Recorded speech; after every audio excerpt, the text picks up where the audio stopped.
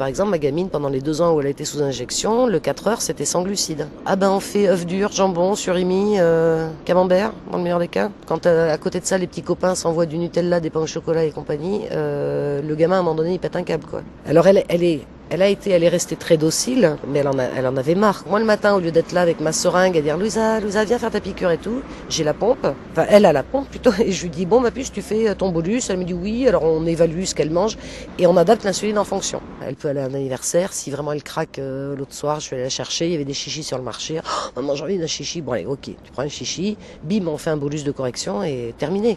Et puis, ça se voit beaucoup moins. Enfin, je veux dire, quand on va au resto, je lui dis, tu fais ton bolus. Elle le fait sous la table, ça se voit pas. On la pique une fois tous les 3 jours pour changer le cathéter d'endroit au lieu de 5 fois par jour. Ça fait 140 piqûres de moins par mois. Enfin, je veux dire, rien que ça parle, quoi.